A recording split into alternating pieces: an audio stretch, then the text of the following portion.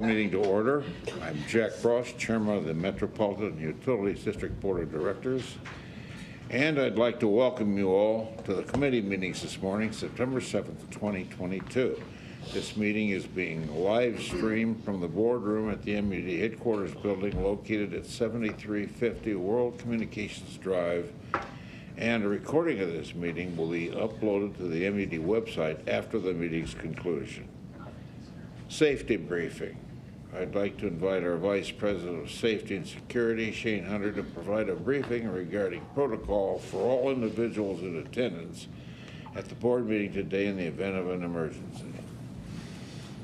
Good morning, Shane Hunter, Vice President of Safety and Security. We are on the first floor here at M.U.D headquarters, and we all came in through the same door at the rear of the room today. That's the normal entry and exit, but there is another exit right here on this side of the room. And it's good to know that behind that door is the nearest fire extinguisher, first aid kit, and AED. With the location of that AED in mind, can I have a show of hands who's CPR and AED trained in the room? Excellent. If we have a medical emergency here today, 911 will be contacted by the security desk and they will escort EMS into this space. We don't anticipate any severe weather today, but it's also good to know that the severe weather shelter is in that same hallway. And if we need to exit the structure for any reason, we'll go through this same door, take two lefts, and reconvene in the parking garage where we'll conduct our accountability. That concludes the safety briefing. Thank you. Thank you. Roll call. Friend. Here. Frost. Here. McGowan. Here. Howard. Here. Kavanaugh. Here. Bagley. Here. Cook. Here. I would like to advise all those in attendance that a copy of the Open Meetings Act is available on the wall in the back of the boardroom. Construction and operations. Senior Vice President, Chief Operations Officer Gina Langle will review the capital expenditures. Good morning. Gina Langle, Senior Vice President, Chief Operations Officer. Behind tab 5, you'll find the capital expenditures letter. Of the seven items that are listed there today, I'll be covering 4 of them. As you can see by the capital expenditures map that is being displayed right now, there are 2 system improvements. One of them is in subdivision 6 and the other in subdivision 5. I'd like to talk about the second item there, which is in subdivision 5. It is item number 2. It's found on page 2 for $100,000 to install 1 8-inch gas steel valve and abandon 2 8-inch gas steel valves from 66th Street, just south of Maple Street. This was done as a ratification because there was an emergency repair that needed to be done because of a leak that was in one of the valves that was there. While these 2 valves were actually found were located in a vault, they were installed in 1950, and while we were there and had them both accessible, we went ahead and replaced both, actually abandoned both valves and did a redesign and put 1 valve to serve these 2 regulator stations. Again, it was done as a ratification because we felt that it needed to be done immediately. And under buildings, plants, and equipment, there's 3 items I'll cover there. I will be phoning a friend on a couple of them because they are areas outside my expertise, but I'm going to go ahead and give it a whirl on these. Item number 1 on page 2 is time and attendance automation. John Zellers will also be talking about this later under his bids and materials and contracts letter. The project will transfer the employee's time collection verification process by using a modern timekeeping system. Currently, our system is very cumbersome, it's very time-consuming, not very efficient, and there's a large amount of oversight that's needed for it. This new system will be much more flexible for the employees. It'll improve accuracy, it'll lower our overhead costs. It'll allow us to enter time in a variety of ways using a mobile device, a computer, or a different physical device such as a time clock. Compensation rates and rules will be automated. Vacation will be scheduled and approved through it. And there will be advanced shift scheduling as well that can be done in there. It'll allow real-time reporting and alerts for overtime hours and staff availability. The next item I'm going to talk about is item number 3 for $400,000. It's a geo-redundant prime site Orion Motorola system. It is on page 2. This expenditure is for the participation and the use of the Omaha Regional Interoperability Network, the Orion Motorola system. Orion is the public safety radio system used by all first responders in the southeast Omaha and Pottawatomie County in Iowa. We've been a user of the system since April of 2018. The district agreed in 2018 that we would buy in as a permanent user of this system, which already has extensive and costly infrastructure in place. As part of that agreement, the district agreed to buy into the system at a cost of $400,000 in a joint equipment purchase with the Douglas County 911 operations. The equipment being purchased is referred to as a geo-redundant prime site, which is a design as a layer of redundancy to maintain the wide area radio operations in the event of catastrophic failure and the loss of the prime site. So this is to give us that business continuity that we would need in case something happened to the prime site. Gina, is this a one-time expenditure, or is this going to be an annual cost? This is an expenditure that we agreed on when we came into it. I don't know, Shane, could you maybe help me, Mr. Hunter? It is a one-time. Was this a result of that bond issue that Douglas County and the city issued? I'm going to phone a friend on that. Mr. Hunter, can you please come up? Do you remember what I'm speaking about? Shane Hunter, Vice President of Safety and Security. I do. This is a fee that has been contemplated between Douglas County 911 and M.U.D. since 2018. I don't know in particular if it was a piece of that. I do know that this equipment was something that's been contemplated for quite some time, likely previous to that bond issue. Is this equipment also, or just the cost of joining the system? Yeah, this is the equipment that we're paying for. Our cost on this project is 40%. We're paying about 40% of the total cost for the geo-redundant prime site. And this is our buy-in, if you will, to become a user of the system. Our annual cost is still going to be somewhere around $17,000 a year. It's 1.38% of the total cost of all of the subscribers. There's over 10,000 subscribers just in Douglas County, and we make up 140 of those. Okay, thank you. Gina? Yes. On that number 1 item on the time and attendance automation, are the employees going to be able to use their current badges to, put in, or will they need some other thing to put their time code in? So this is a phone a friend there. I'm really glad I mentioned that before I started here. So I'm going to ask Sue to help me with that one. Sue Lobsiger, Senior Vice President, CIO. This system, the way time will come in depends upon your role. So in some cases, people might put it in an iPad, they might put it in their computer, or they might use their badge, yes. And your existing badge should work, yes. Thank you. Any more on those two before I move on? Because I do know the last one, so even though I might phone a friend still. All right, the last one is item number 5 for $225,705. It's a professional services to conduct a study to support Lincoln's evaluation of the second source of water. This can be found on page 3, and it is also a ratification. This was completed as a ratification because HDR needed to begin work to meet the October deadline that was set by the city, by Lincoln Water System.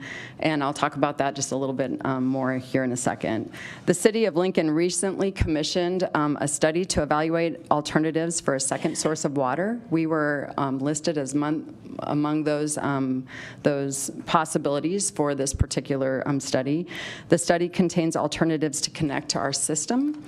Lincoln is broken, this study is actually broken into 2 phases. The first phase is to identify a high confidence alternative by the end of January of 2023. So that is a very aggressive timeline. They wanted our information by the middle of October. And so because of that, we did need to get some help with this particular project. The second phase after this will complete a thorough evaluation of the alternative that's selected in phase 1. So this is for phase 1. Recently, we completed a water master plan that the district used the potential of Lincoln's demands in that study. The preliminary results indicated that the demands were very impactful to our system, that we would have to do some infrastructure upgrades in order to be able to do that. And it warrants considerable study for us to be able to move forward with that. The initiation of this study prompted us to have additional study done by HDR. They know our system well, and they've done a lot of work with us. Given the extremely tight deadline, we hired them, and we did this as a ratification. The district has entered into a memorandum of understanding with Lincoln to reimburse the district for the cost of this study. So it will not cost us anything to have this done, except for any indirect costs that we have internally that are working on this. Can I address any questions to that? Gina, I just maybe have more of a comment than a question. That the tight timelines that are coming out from Lincoln, I'm concerned that may impact our ability to make a decision with the information that we'll need to make an appropriate decision. I just want to make sure we're not rushed into anything given their strict timeline. Thanks for asking that, since I probably should clarify. This doesn't make the decision. So if we come out as one of their primary alternatives at the end, phase 2 starts in that. There are many off-ramps that we're not committing to this in any way. It's just providing them the information to see if we are in the running for it. Thanks for clarifying. And not only for this, but as we go through this process, I want to make sure it's a deliberate decision-making process for the board. And our staff has made that very clear, that there needs to be multiple times when we check in with the board and get their pulse on this. But this right now, just to see if we are even in the running for it before we spend a lot of time on it. Thanks, Gina. I have a question. Maybe it's more of a concern or a feeling that Lincoln's made a decision, and now we have to pay $225,000 almost to respond. It seems kind of like having to respond to another political subdivision's wish, which maybe they should have put that as part of their own study. Just a thought, mostly a feeling. So they're paying for it, Director Cook. The memorandum of understanding that we have with them is for them to reimburse us completely, except for any costs that we might have of our own staff internally to look over the project. Thank you. Absolutely. Would this primarily be to give us information on how it would impact us? I mean, that obviously is our concern. We have some idea of how we think it will impact us, but we would like to get better details and costs, of that to assure that any decisions that we make don't affect the customers that we have right now. Thank you.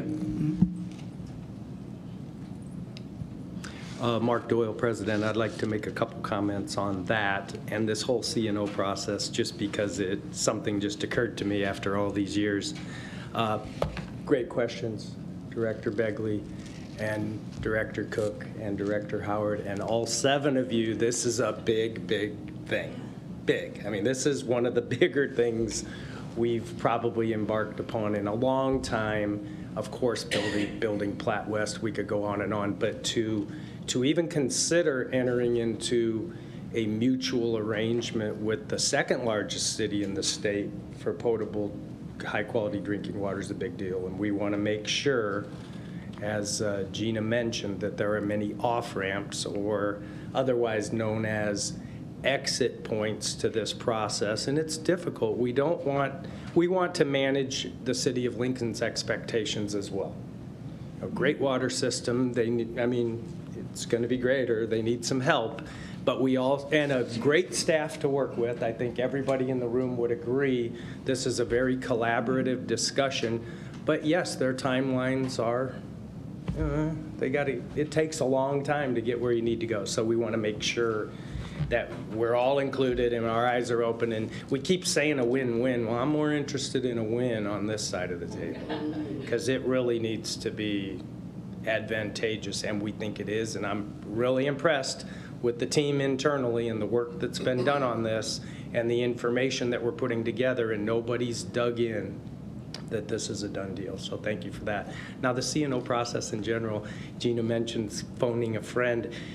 It's interesting that when we sit together on the Thursday before a board meeting and we finally together go through everything in the C&O letter, the C&O letter crosses the entire company. So the person presenting the letter is presenting for IT, is presenting for safety and security. So we always talk about, okay, if I need a little help. But you can tell when the presenter settles into their stuff, they know it. So I just wanted to highlight that it really never occurred to me till, we have so many different things hitting the table. And we also, Director Cook, debated on, since this really wasn't an expenditure of district funds, we still thought it should land on the C&O letter so we could talk about it. And I appreciate that, because. Yes. Thanks. And I'm very fortunate because they do a lot to prep me, to get to some of those, because I don't usually see it until the week of, Maybe not enough, I don't know. So I'm very fortunate. So thank you.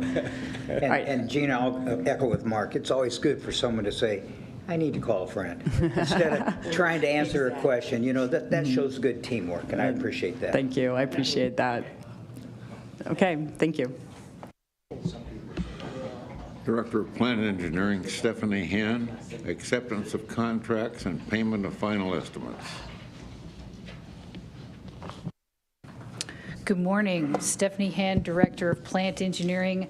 I will be addressing the finals letter this morning behind tab number 6, and I am fortunate enough to have also tabs 7 and 8, so I will be brief on all 3 of those.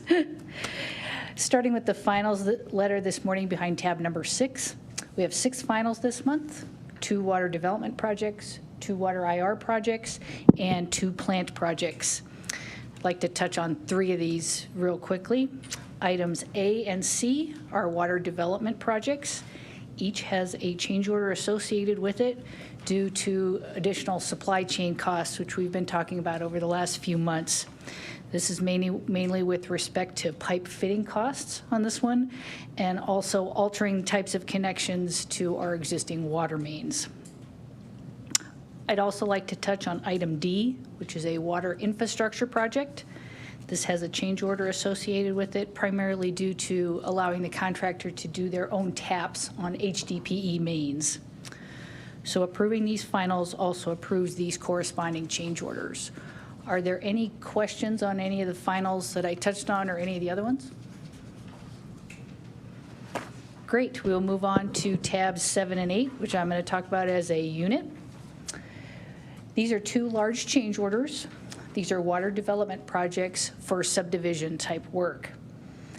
One of these subdivisions is Bellago subdivision, which is in Bellevue. The other one is Majestic Point in Northwest Omaha around 168th and State Streets. These are both Cedar construction projects being constructed by Cedar Construction. We typically bring you change orders as a part of the final pay requests.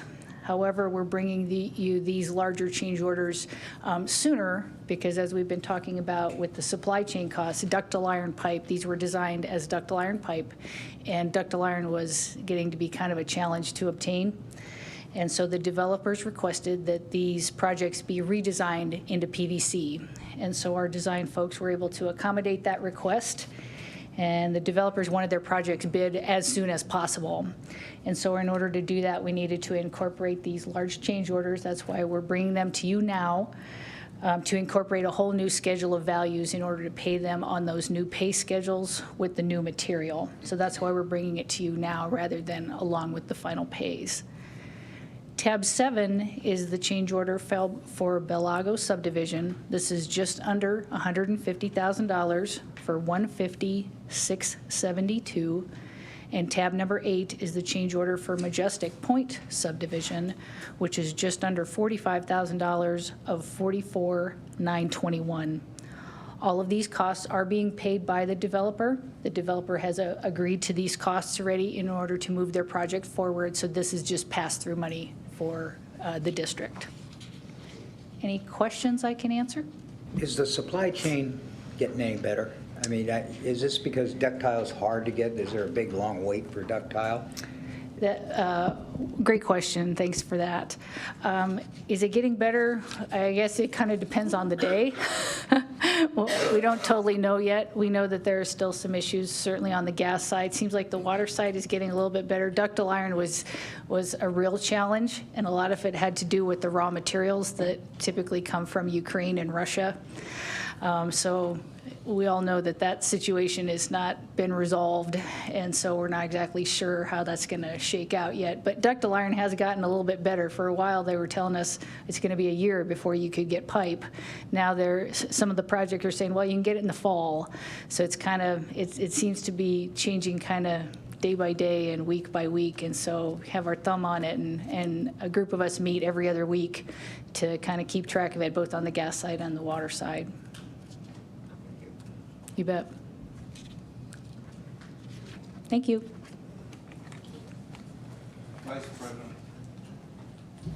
Vice President of Procurement and Enterprise Services, John Zellers, will now review the bids on materials and contracts.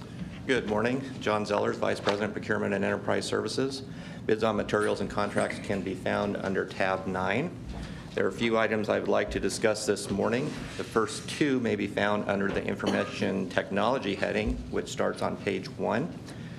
We issued a request for proposals for the implementation of the Workforce Software Time and Attendance Automation project that Ms. Langle spoke about earlier.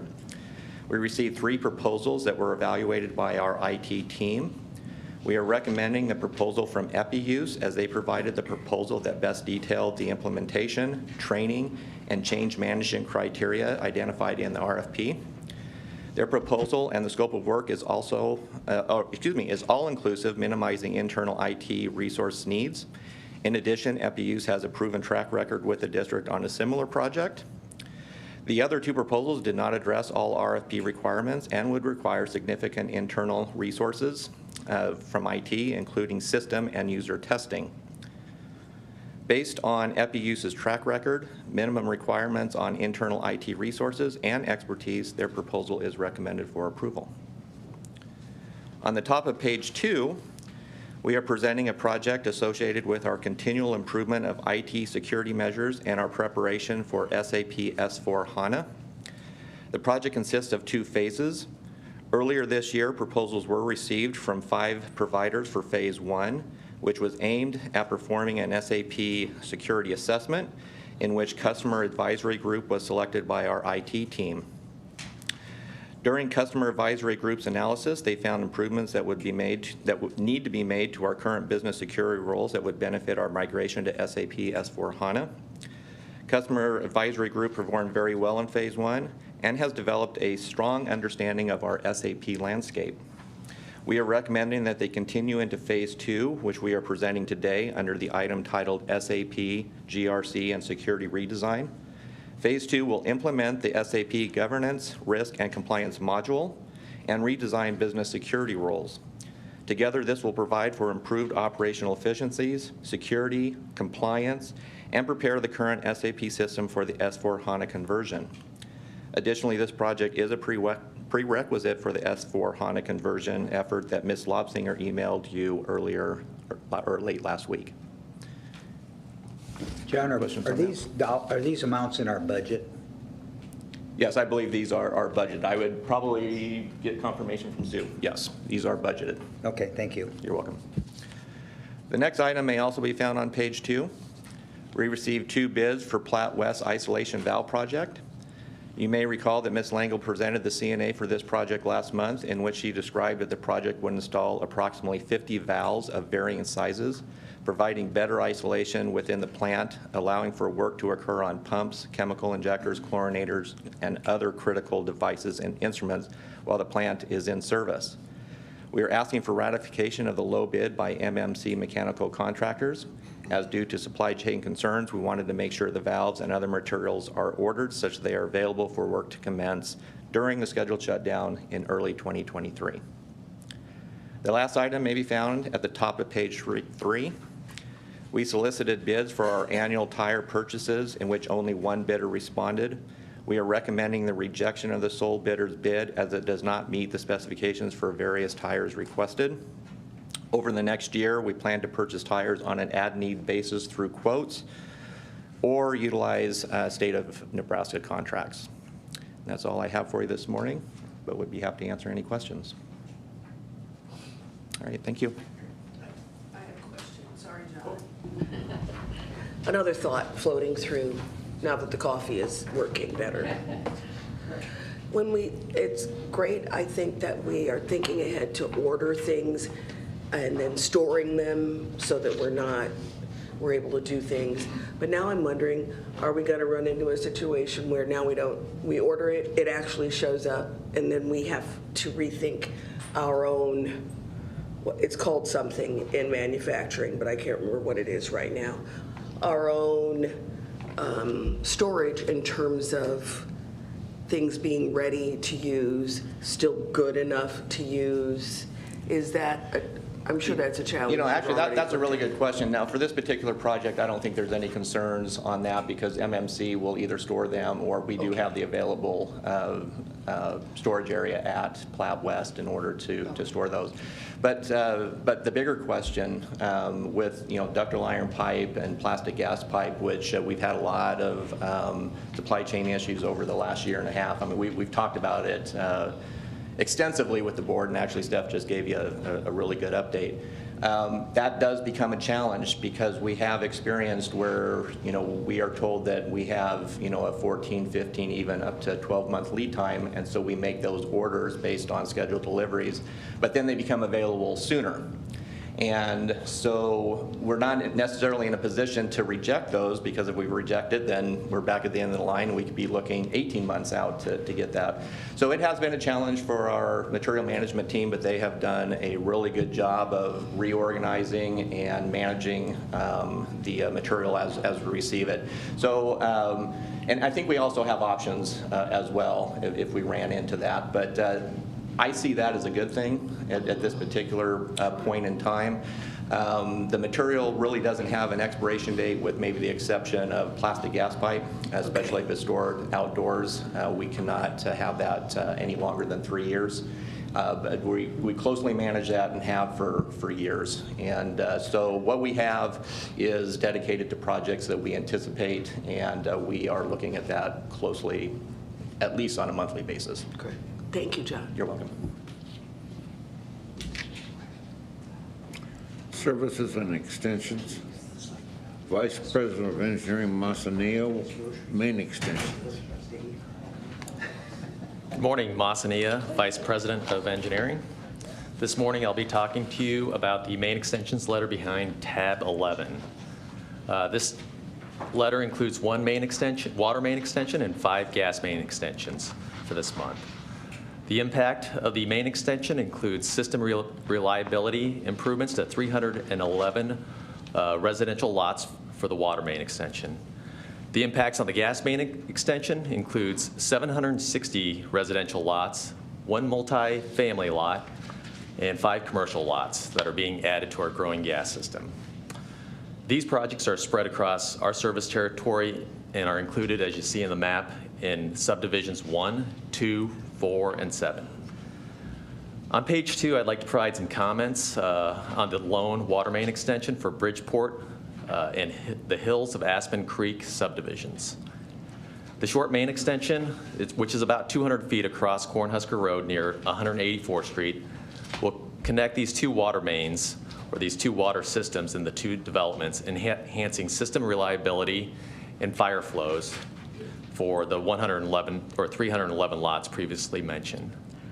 This connection is a modification to the main extensions to these developments, which originally included a water main in Cornhusker Road.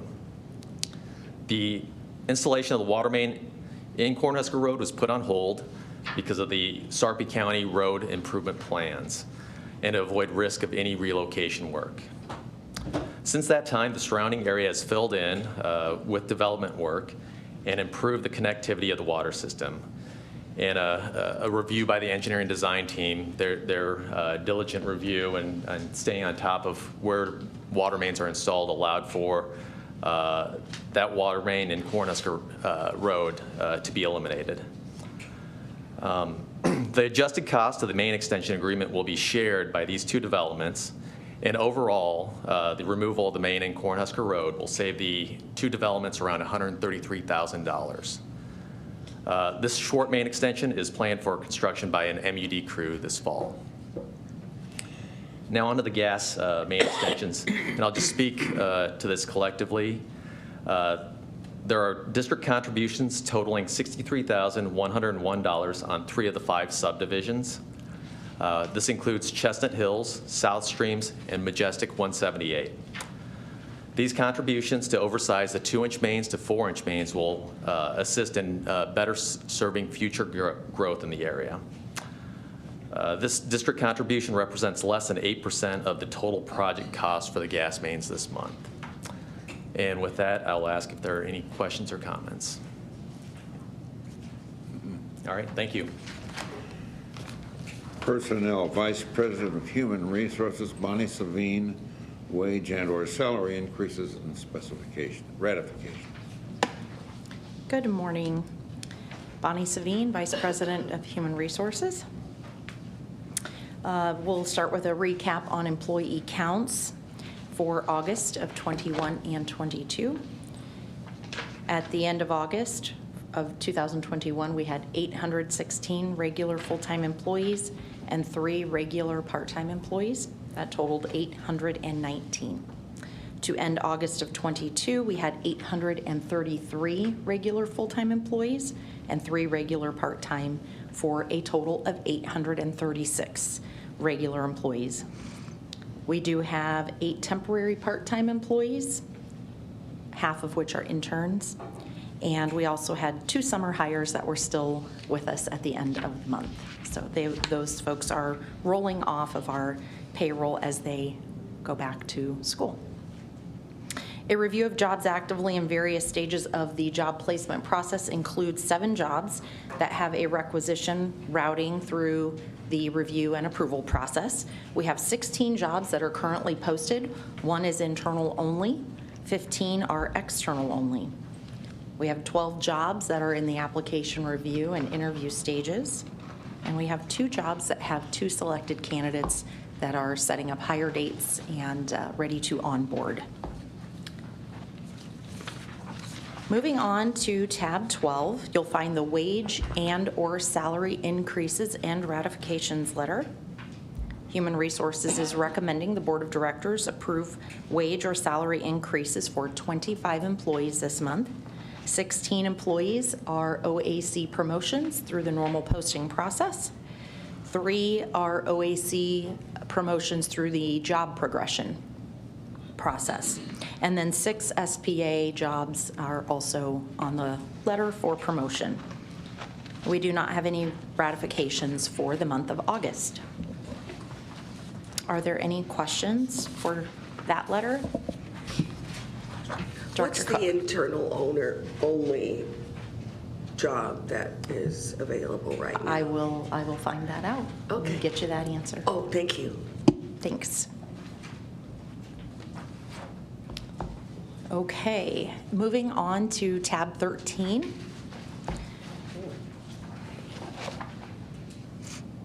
Behind tab 13, you will find the group insurance contract renewals letter. Each year, the district's benefit contracts are renewed and reviewed.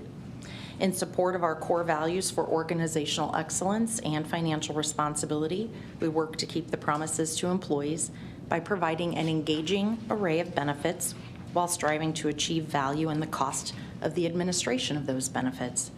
The district continues to work with Silverstone, which is now a Hub International company, in evaluating our benefit administrators, our plans, and the costs associated with the plans, including administrative fees. Bill Fox leads up our benefits team at Silverstone Hub, and he is here today. The following group insurance contracts are being recommended for continuance or renewal in 2023.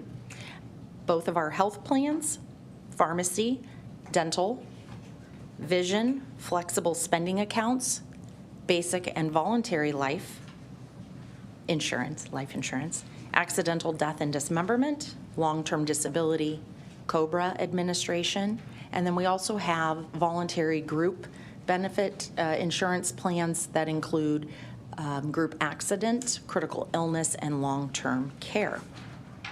The recommendations for 2023 retain the existing benefit administrators. The 3-year health plan administration contract through Blue Cross and Blue Shield is set to end in 2024. The district recommends another 1-year agreement for handling of our pharmacy claims in an effort to retain the ability to reevaluate pharmacy administration terms on an annual basis. Those are managed seamlessly through Blue Cross and Blue Shield with Prime Therapeutics. HM Life provides our stop-loss coverage at both the individual level and in aggregate. As in 2022, the proposal from HM Life is preliminary as they are waiting for our finalized claims from August, and that data was just available yesterday and sent over to HM Life for them to finalize their bid. HM Life has recommended an increase in our rates for 2023, but they continue to be the recommended choice after a market review was completed this year. Emeritus handles the administration of our dental and vision plans. The contract was renewed in 2022. Rates are guaranteed until 2024. Payflex administers health and dependent flexible spending accounts, and our current contract includes a guaranteed rate until 25. Mutual of Omaha is recommended to continue administration of life insurance and disability plans with a minimal adjustment in 2023. And the contract for COBRA administration is currently with WEX, and the rate is guaranteed until 2026.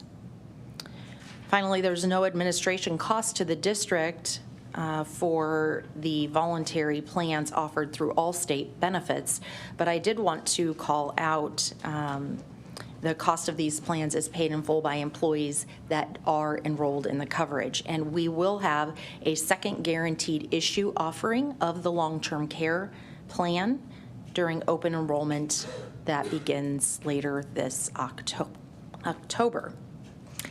Finally, I'll take a moment to mention that the annual benefit fair will be held Thursday, October 20th, and as usual, we'll have representatives from each of these district benefit administrators that I just mentioned, as well as Best Care EAP, Voya, Family Focus. Our union representatives will be be there.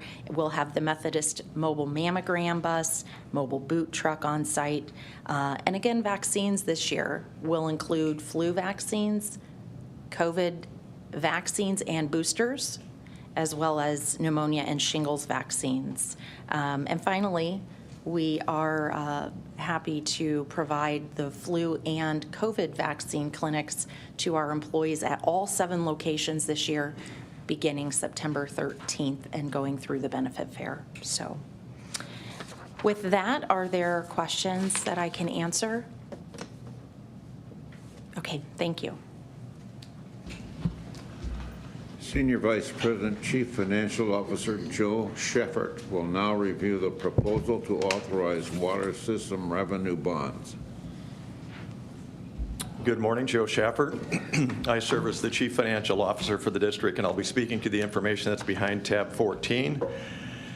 As Board Chair indicated, we have a planned bond issuance to yield proceeds of $66.3 million that was reflected in our 2022 budget. And it is going to be directed at spending for a number of areas, the first being the ongoing Florence Capital Improvement Plan, the Platte South Capital Improvement Plan, which is just now commencing, the West Dodge Pump Station and associated main that will be in service prior to the 2023 pumping season, the summer pumping season, and then other infrastructure needs such as land acquisitions for possible future water reservoirs. You will note in the letter that the bond resolution has actually been prepared to address a possible refinancing of the 2012 bonds. And again, that's the reason it goes from 66.3 to 93 million. The interest rate environment is very dynamic, as we're all aware, so that decision to refinance will be made much closer to the date of the bond sale. To give you a sense for what savings would be if you drew a line in the sand as of August 30th, Piper Jaffray prepared an analysis on that date, and if those rates were to hold, the present value savings to refinance the 2012 bonds would be $847,000. So it's something we constantly look at as the best way to finance the business in the most cost efficient manner possible. It's the intention of management to rely on the expertise and guidance of Piper Sandler as our financial advisor and Gilmore Bell as our bond counsel. I should note that representatives from Piper Jaffray, Todd Goffey and Matt Courtney, as well as a representative from Gilmore Bell, Colleen Duncan, are joining us virtually in the event there are questions that I can't address. The management is asking the board to approve the resolution behind tab 14.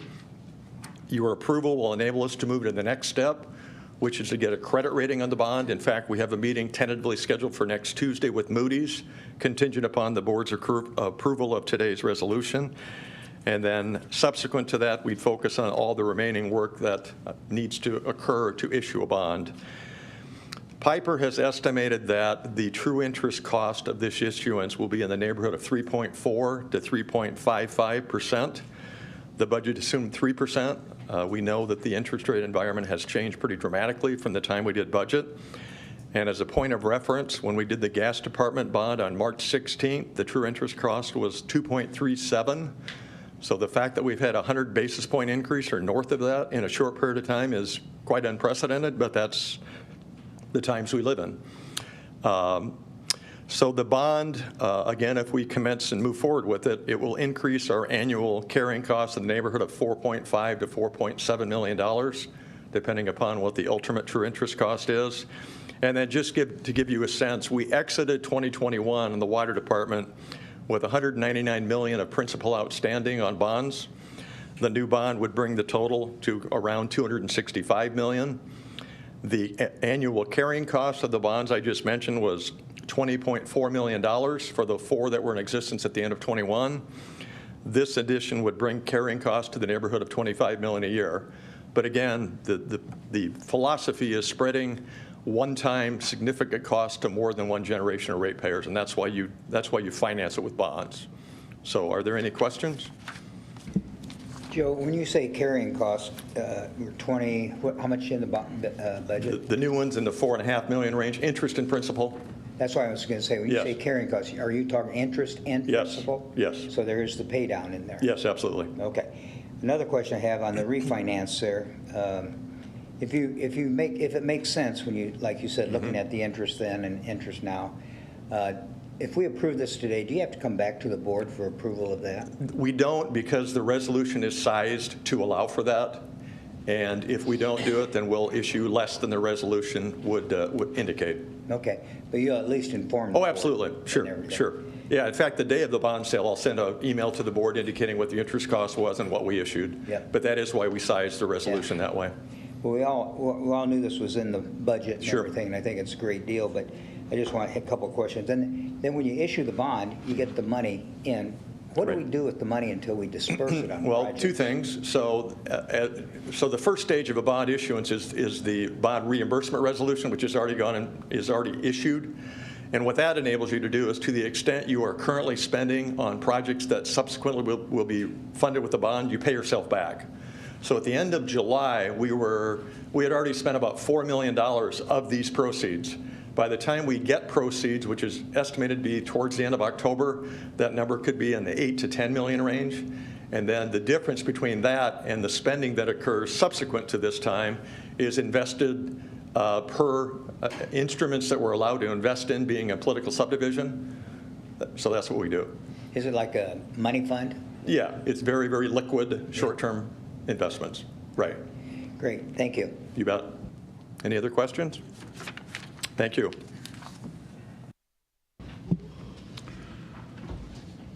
Do any board members have any further comments? I do. Jack, I have a comment. Go ahead. With all the news on TV that we're hearing about the terrible water situation in Jacksonville, Florida, Mississippi. I'm sorry, Mississippi. I'd like to thank Mike Koenig and the VP of Water Operations, his staff, and the M.U.D management for their dedication and hard work to always provide Omaha area with good, clean water. We can't take it for granted, but you see that on TV and it's just terrible.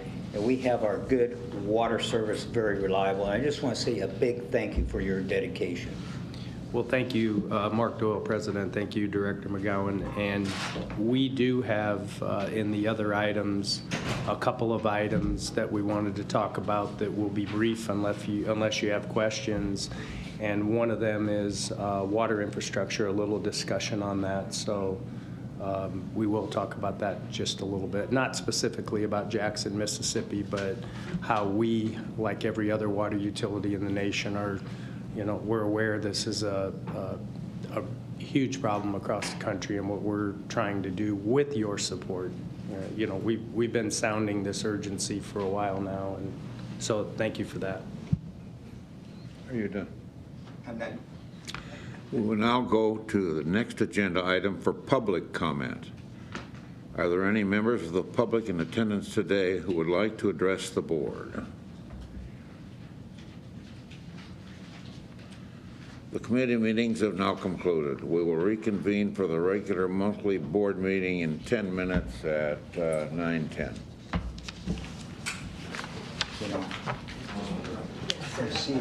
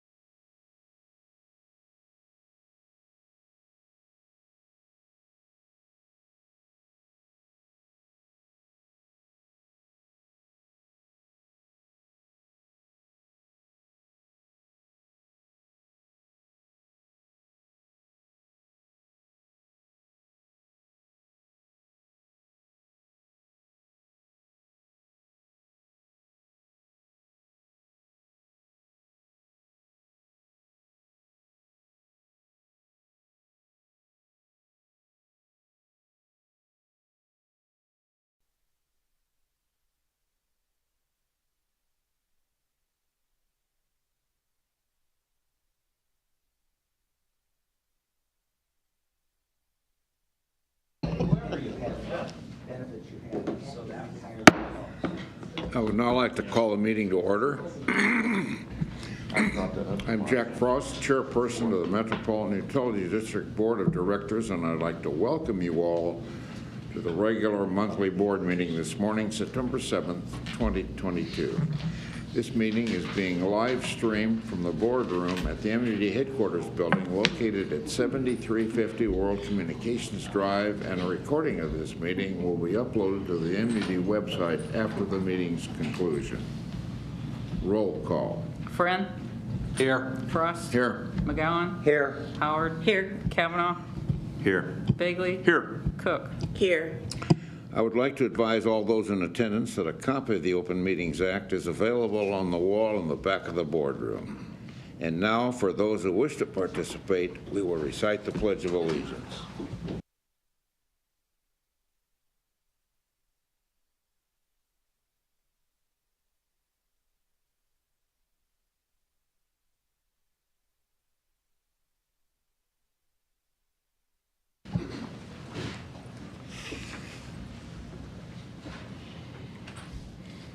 Approval of minutes for the committee meetings and regular board meeting for August the 3rd, 2022. Do we have a motion? I move for approval of both. Second. Roll call.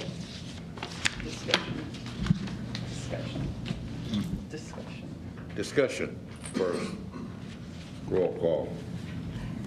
Friend. Yes. Frost. Here. McGowan. Here. Howard. Yes. Yes. Kavanaugh. Yes. Bagley. Yes. Cook. Yes. Capital Expenditures Director Friend. Thank you. Capital expenditures discussed in committee. I move approval as outlined in the memo from Gina Langle dated September 1st. Second. Discussion. Roll call. Friend. Yes. Frost. Here. McGowan. Yes. Howard. Yes. Kavanaugh. Yes. Bagley. Yes. Cook. Yes. Acceptance of contracts and payment of final estimates. Director Friend. Thank you. Also discussed in committee. I move approval as outlined in the memo from Stephanie Henn dated August 29th. Second. Discussion. You're too good. I'm too good at you. Roll call. Friend. Yes. Frost. Yes. McGowan. Yes. Howard. Yes. Kavanaugh. Yes. Bagley. Yes. Cook. Yes. Change order for water main installation in Bel Lago South Subdivision. Director Friend. Item number 7, also discussed in committee. I move approval as outlined in the memo from Stephanie Henn dated August 4th. Second. Discussion. Roll call. Friend. Yes. Frost. Yes. McGowan. Yes. Howard. Yes. Kavanaugh. Yes. Bagley. Yes. Cook. Yes. Change order for water main installation in Majestic Point Subdivision. Director Friend. Also discussed in committee. I move approval as outlined in the memo from Stephanie Henn dated August 4th. Second. Second. Discussion. Roll call. Friend. Yes. Frost. Yes. McGowan. Yes. Howard. Yes. Kavanaugh. Yes. Bagley. Yes. Cook. Yes. Bids on materials and contracts. Director Friend. Discussed in committee. I move approval as outlined in the memo from Sherry Meisinger dated August 25th. Second. Discussion. Roll call. Friend. Yes. Frost. Yes. McGowan. Yes. Howard. Yes. Kavanaugh. Yes. Bagley. Yes. Cook. Yes. Notice of purchases between $25,000 and $50,000. Director Friend again. Thank you. Item number 10 be placed on file. Main extensions. Director Friend. Thank you. Also discussed in committee. I move approval as outlined in the memo from Masania dated August 25th. Second. Discussion. Roll call. Friend. Yes. Frost. Aye. McGowan. Yes. Howard. Yes. Kavanaugh. Yes. Bagley. Yes. Cook. Yes. Wage and/or salary increases and ratifications. Oh, Director Begley. Thank you, Mr. Chairman. Are you okay with that, Director Friend? Please proceed. I move that we approve the wage and/or salary increases and ratifications as discussed in committee this morning and outlined in Ms. Savine's memo dated August 25th, 2022. Second. Discussion. Roll call. Friend, Yes. Frost. Yes. McGowan, Yes. Howard, Yes. Kavanaugh, Yes. Bagley, Yes. Cook. Yes. Group insurance contract renewals. Director Begley. I move that we approve the group insurance contract renewals as presented by Ms. Savine this morning and outlined in her memo dated August 30th, 2022. Second. Discussion. Roll call. Friend, Yes. Frost, Yes. McGowan, Yes. Howard, Yes. Kavanaugh, Yes. Bagley, Yes. Cook. Oh, yes, sorry. Proposal to authorize, oh, there's one more, sorry about that. He said yes for both of us, but I'm Okay. a separate elected official, so. I'm on the record. Yes. Proposal to authorize Water System Revenue Bond Series 2022. Director McGowan. Yes, I move to approve the authorization to authorize water system revenue bonds, Series 2022, as discussed in the committee meeting and outlined in the letter from Joe Schaffer dated August 30th, 2022. Is there a second? Second. Discussion. Roll call. Friend, Yes. Frost, Yes. McGowan, Yes. Howard, Yes. Kavanaugh, Yes. Bagley. Yes. Cook. Yes. Other matters of district business for discussion. I'd like to take a moment at this time to recognize the service anniversaries for a number of M.U.D. employees. Each year, an event is held to recognize those employees who reached these service milestones, but the event was canceled this year. We do, however, wish to recognize their hard work and dedication. I would like to announce that 84 district employees are celebrating their anniversaries this year, ranging from 15 to 45 years of service. Combined, these employees have 1,790 years of service to our customers and our community. They're getting old. On behalf of the board and management, thank you to each and every one of you for the work you do every day for our customer owners, and congratulations on this achievement.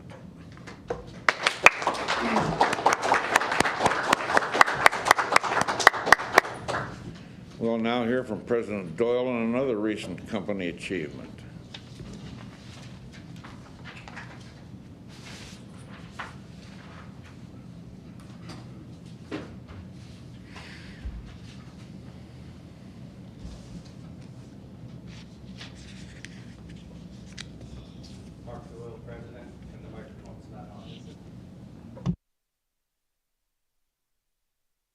There we go. I can do this. Mark, let me start again. Mark Doyle, President. Wanted to take a few moments to talk about a couple things, mainly water infrastructure replacement and a little bit of our progress goals. But first, before you on your desk, you should have a copy of the cover of the OpFlow magazine. This is a magazine that's mainly geared toward water operators, but it is a publication of the American Water Works Association, who is the main water industry advocate for the nation, of which we've been a part of probably forever, but a very long time. I've always liked this magazine. I've always picked up on some pretty high-level articles over the years that have been very informative. But this particular magazine is probably one of my favorite OpFlows. Is that okay to say? And we're being recognized for an innovative process, and sometimes things really aren't that complicated. You know, we always talk about innovation and technology. This is kind of a simple thing, but it's a big deal. And there are many reasons why it's a big deal. Let me get logged in here so I can refer to a few notes.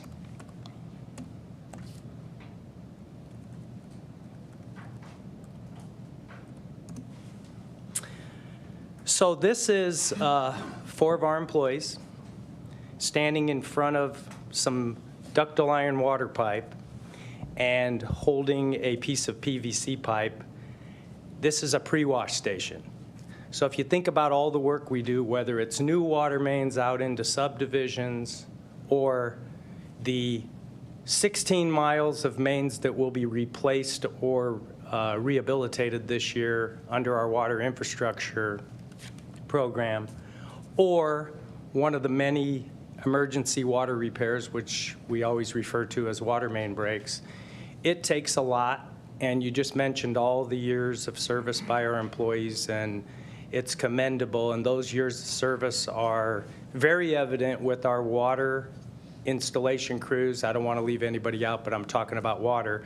And the dedication and the skill that it takes to not just install new mains, but to replace and rehabilitate old mains, and also to conduct those repairs efficiently and effectively. Every time a water main breaks, we are subject to, water quality issue, possibly. It has to be done right, and our crews and all the way back to the back office are stellar at what they do. So one of the things you need to do when you bring water mains back into service is disinfect them. And it doesn't always go right the first time. This isn't just an M.U.D. thing, this is a national thing. It's a challenge to get water mains clean enough and tested and passed to put them back in service to run water into our homes and businesses. So this particular process that was developed by M.U.D. employees, and again, it's, this isn't all that complicated, is a pre-wash station where in the yard before the pipe goes to a site, the pipe is washed thoroughly, not just to remove the dirt, but also to remove any type of coliform or any type of bacteria that might be in the pipe. Now, this took a lot of work and a lot of collaboration by a lot of departments because a water pipe has a chain of custody, so to speak. After it gets to us, it goes through a lot of processes before it's put in the hole or pushed through the ground and reconnected. So this particular process is to thoroughly flush the pipe in the yard, cap it with foam caps, and get it out to the job site as clean as possible. Now, prior to this process, and again, this took a lot of collaboration. This is kind of a simple thing, but I think it's symbolic of the dedication and the collaboration that this whole company has gone through to re-up our dedication to making sure that our infrastructure is going to stay as good as it is and get better into the future and never let us down, which does happen in this country.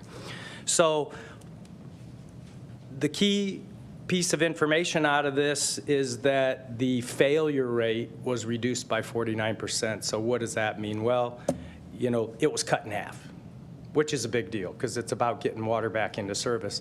Now, if you're putting mains out into new areas, this isn't. You have a little more time. But when you're installing water mains in neighborhoods, they're arguably out of service maybe until you're done. This is really important, and it is about water quality. So I think 2019 might have been our worst year for failures, and over 40% of the tests were failing. The pre-wash station was started in the summer of 2020, so 2021 was our first year of data. And there's a lot of things that impact back-T. It's called back-T testing, technically. A lot of things that impact that, and one of them is temperature. So it isn't always, we're not always going to get them right no matter what. But to cut them down from 40% to 20% is a big deal. And really the main point here is that really getting them washed before they're in service made a big difference. Now, that's not to say that everybody uses the pre-wash station. They don't. Some of our crews choose to wash them with a hydrant on the job site before they're installed. But we're not doing it after they're installed, and that was the key driver for the failure rates. So the information of washing them before was a big deal. So, our crews figure out a different way sometimes, and it works just as well, maybe even better. So this is a big deal. I want to commend the entire company because keeping our water main infrastructure at the forefront is critical.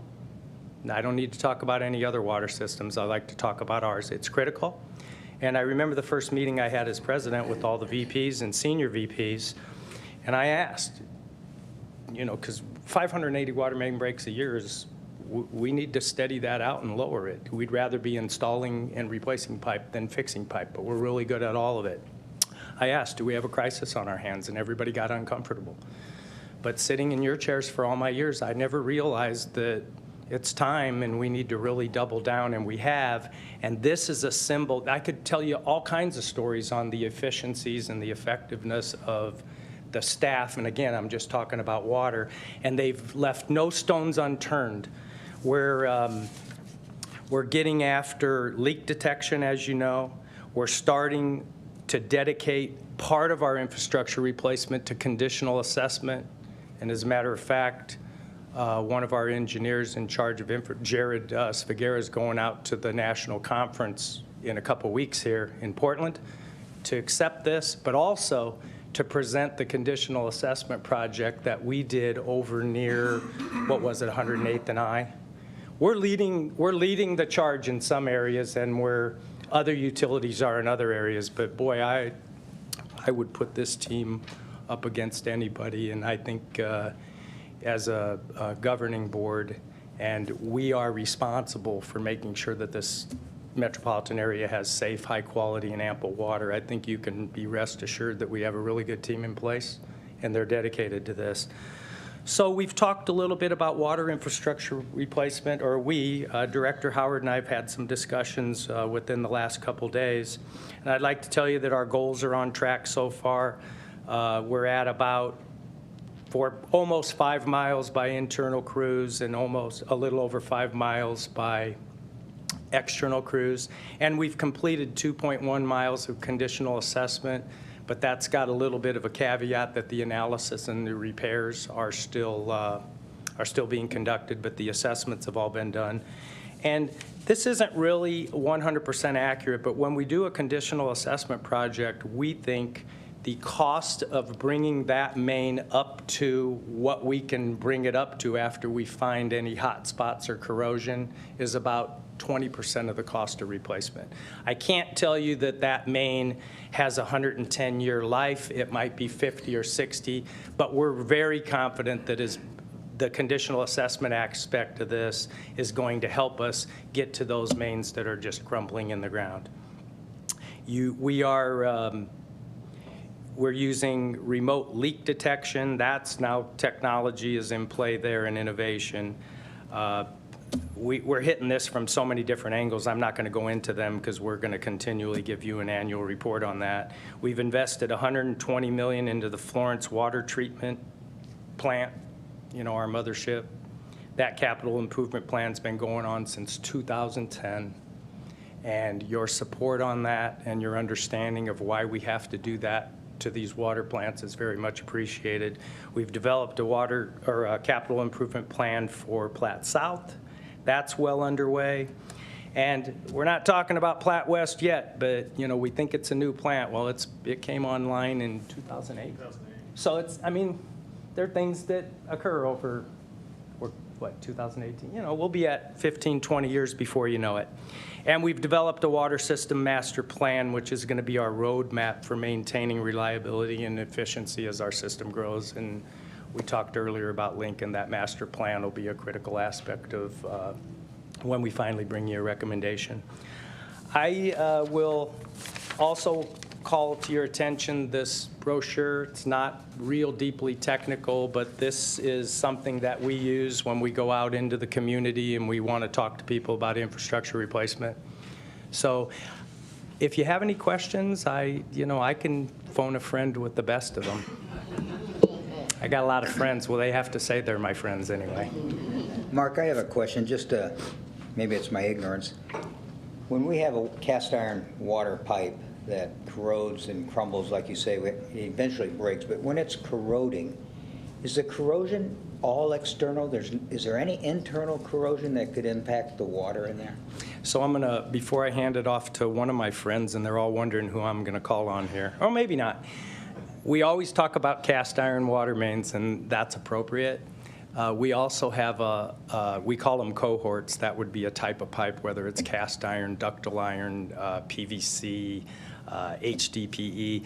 We also have a cohort of ductile iron water pipe that's been failing on us because we put a lot of that in before we, and when I say we, I'm talking about the whole water industry, before we were wrapping them like we do today and applying corrosion protection or anodes and the kind of thing. So it's not just cast iron.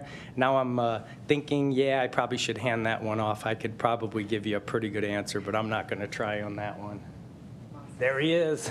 See, they know. And I'm going to step away. If you need me, I'll talk from here. I can grab this. We can test this. There you go. We're trying to have more microphones so we can all stand here and be connected. Can you hear me okay? Yeah. All right. So the corrosion on the inside of the water pipe, back in the 1940s, and there's a transition period on cast iron when we talk about cohorts, they started lining the inside of the pipe with cement. And initially it was a water quality improvement because when that water reacts with the metal, there's what we call tubercules. There's this buildup of minerals that kind of slows the flow of the water down. And what we found out, and we've sandblasted pipe that was not cement mortar lined, there is corrosion that happens from the inside towards the outside, as well as from the outside into the inside. So some of those improvements that they made over the years for other reasons has really benefited us today. And today all of our ductile iron pipe has cement mortar lining on the inside, preventing that corrosion from occurring. Thank you. Yep, you're welcome. Are there any other questions, comments? I think I'll reiterate, you're in really good hands here. We're leading the nation in some aspects, and we're picking it up wherever we need to. But this is, I won't use the word crisis, but any water system can fall into crisis if you don't take care of it. And this is difficult, it's expensive, and we have a lot of catching up to do. So your support is never, ever taken for granted. So thank you for letting me have a little time on that today. Yes. I'd start with saying I've long held in admiration the work that the people that built the Florence station and put in the early system here. I'm just amazed at how forward-thinking they were for the tools that they had to work with at the time. And I appreciate how M.U.D. continues to have that same philosophy. Let's look ahead to the future, and you've got in here approximately 25 miles a year is the goal for main replacements. I think we have an obligation. We have an obligation to the people that depend on us, and turn on the tap and think, oh, water, we'll get a glass of that. And it's not as easy as it sounds. So I really appreciate your work. I appreciate the administration's work and our workers out in the field that are so committed to doing a quality job. And people don't realize that. That's the thing. You don't think about it because it's under the ground. Who sees that unless it breaks? So I've in paying attention recently to the national or the developments across the country, it really brings home to me how important this is and how important we all do and you all do. So thank you. Thank you so much for being forward thinkers. Thank you for that, and you made me think of two other things. One of them is this this metropolitan area had the foresight to take the water department away from the city and develop a utilities district. So we're here just for water, and I think the city of Omaha also gets to take that for granted. A lot of water systems, you got the mayor, the governor, city, no offense to that, but being here just for water, and then in the 50s we added natural gas is a real key. I'd also like to mention that our water operations vice president, Mike Koenig, is being interviewed today on KMTV. And they've asked us to comment on I don't even want to talk about other water systems, but in light of what's happened in Mississippi, we get asked a lot of questions whenever something like that comes up. So we've agreed to talk, and we should, but our objective is to instill confidence in our customers that we're getting after it. And it's very helpful because at the end of the day, who's picking up the bill? It's our customers, but I think they understand what we're doing. Well, when people understand what you're getting, I think there's less pushback. So, is that right? Yeah. Ready? When is the interview and with who? It's with KMTV. Mike Koenig's doing it, and I'm sure we'll make it available if you aren't sitting in front of your TV at noon. Will it be on, we'll sure try to. It will be on the news this evening? I don't know. I doubt it. I'm not exactly sure when it's going to air, but the interview will be at 12:30. Yeah. Oh, yeah, good point. This isn't the new news. I kind of misspoke that. They're doing the interview at 12:30. We'll find out, and we'll send you a note.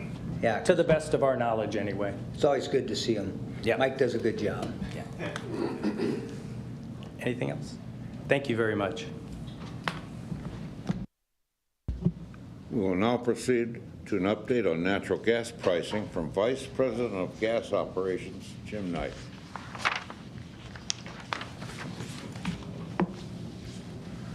Good morning, Jim Knight, Vice President of Gas Operations. Gas prices continue to be volatile as we've gone through the summer. Since the last time I addressed the board back in July, seeing gas prices increase. They were about $6.50 at that time, and now they're in the $8.50 range. And we've seen prices higher over the years. January 2001, they were over $10. Back in the middle of 2008, in July, they were $11. So we have seen prices higher, but they're pretty high right now. A year ago at this time, prices were about $4, and then gradually increased October through December of last year. They hung around the $6 range.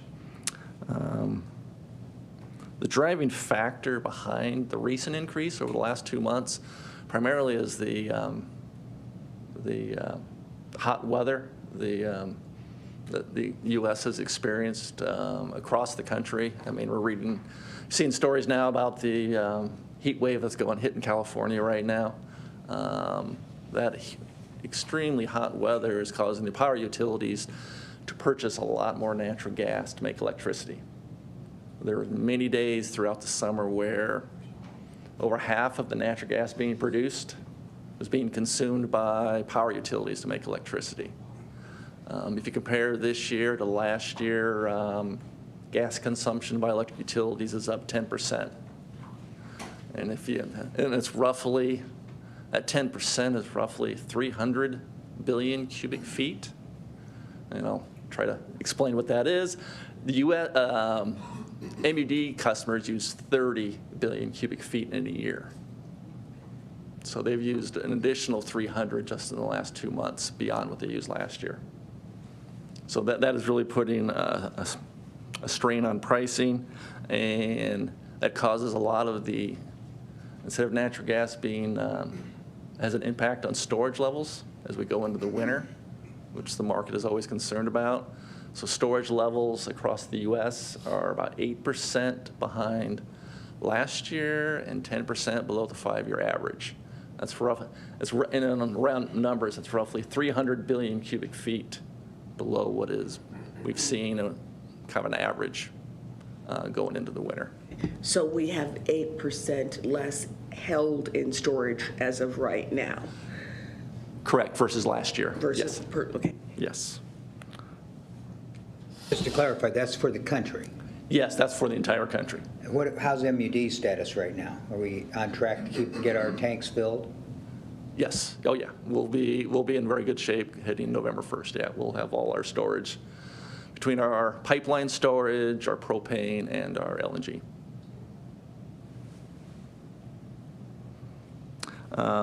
Production's also increasing.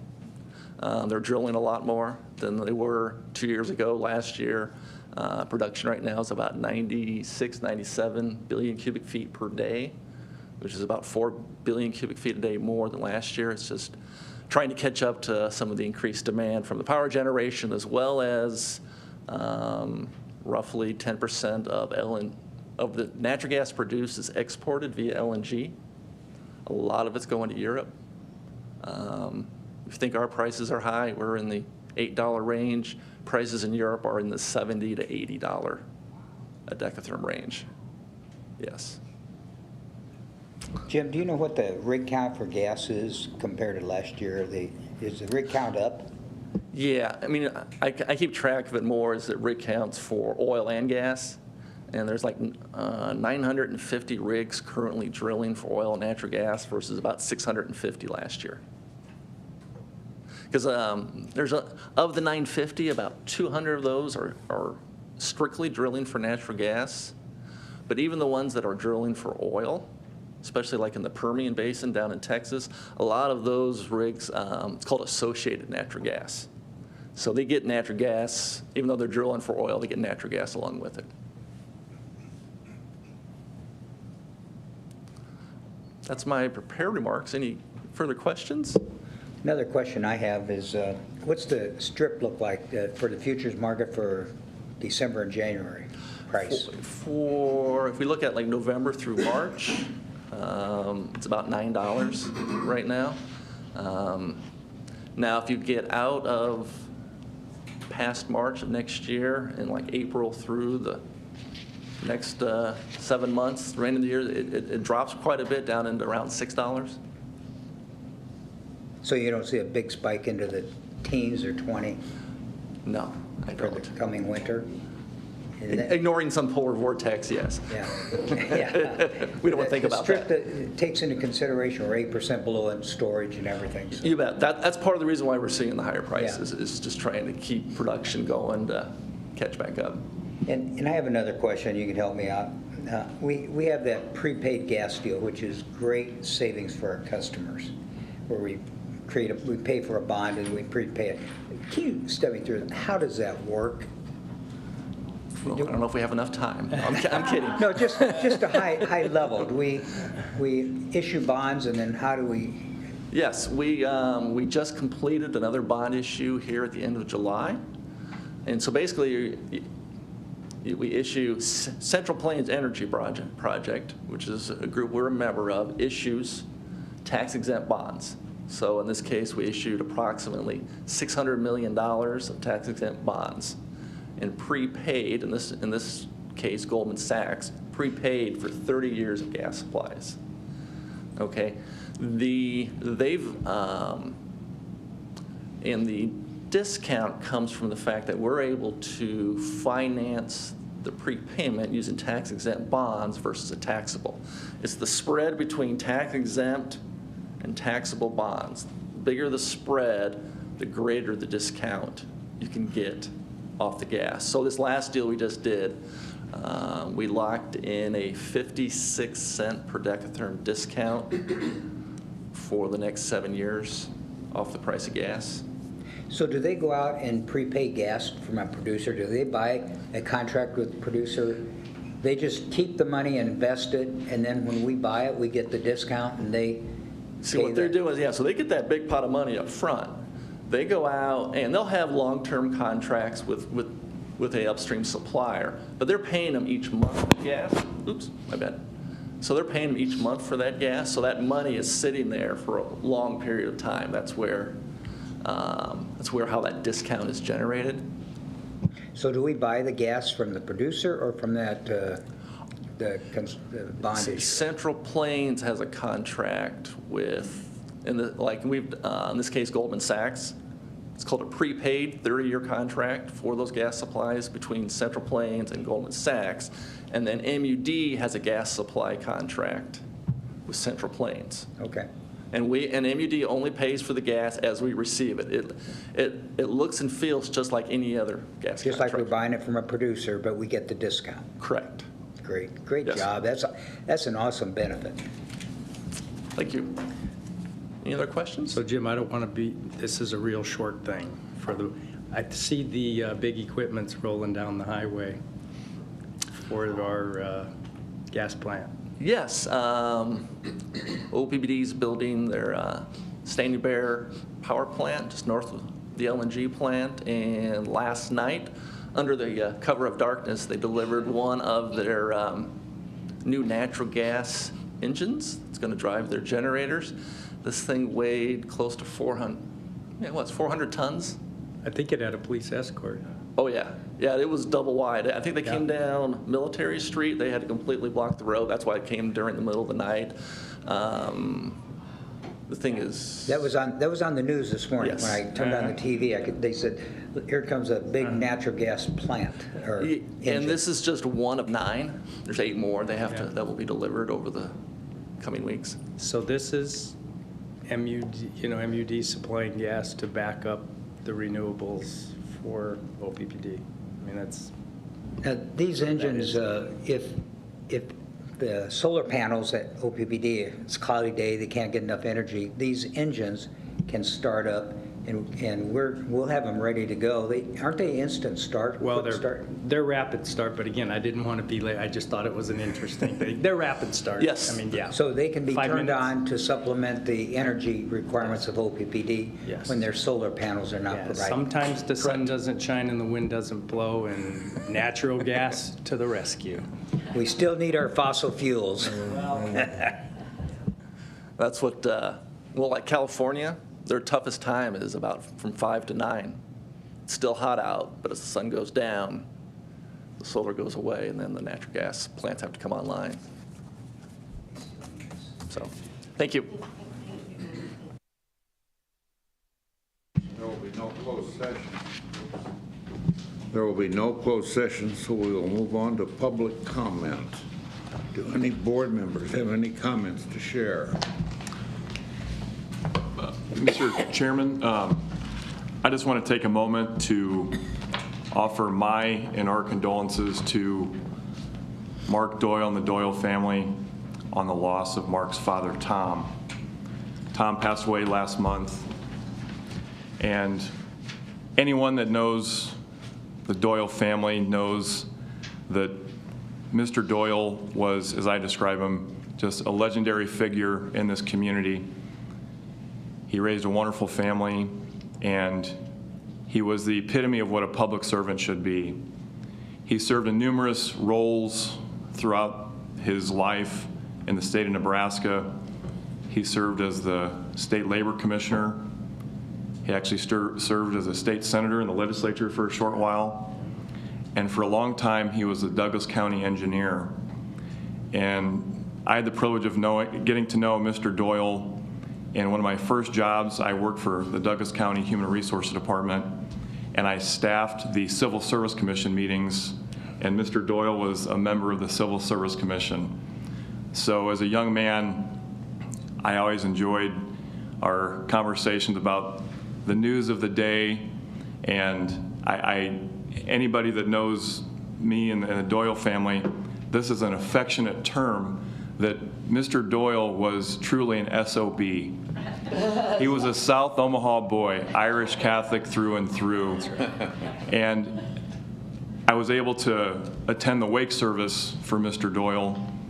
And what really was inspiring to me was the fact that he was a public servant for all these years. In this day and age, to see the first person I saw when I walked into Heafy's was former Mayor Hal Dobb. Mr. Dobb is a good conservative Republican. Mr. Doyle, longtime South Omaha Democrat, and to see Republicans and Democrats chatting, laughing, sharing fun stories about Mr. Doyle was a real testament to the generous and kind man that Mr. Doyle was. So, Mark, I just want to offer my sincerest condolences. And Mark and I were chatting before the meeting about how the drive into M.U.D on the day of a meeting, and I'm sure every day that Mr. Doyle and his Mark and his dad would have a conversation about the upcoming meeting and the news of the day. And I shared with Mark that he's going to miss that call, either pulling his cell phone out or getting a call from his dad. So may Mr. Doyle rest in peace, and may the Lord comfort the Doyle family. Well, thank you, Jim. You're right, though. This morning was the first board meeting that I couldn't make that call. Any public service, and since I'm on this board, I'm always on this board. That'll never go away. he loved, this is like a sporting event for him. So I'd always call him and he'd say, okay, what are you going to say today? And he would actually straighten me out on a few things. And, you know, less is more. And coming from him, I don't believe he really believed that, but I've always, thank you so much for those comments. He could have done anything, but he really chose public service. So thank you very much. The outpouring of support is touching, and I'll never forget it. Thank you. Is there any member of the public present who would like to address the board? Do we have a motion to adjourn? I so move. Second. Discussion. Roll call. Friend, Yes. Frost. Yes. McGowan, Yes. Howard, Yes. Kavanaugh, Yes. Bagley, Yes. Cook. Yes. We are adjourned.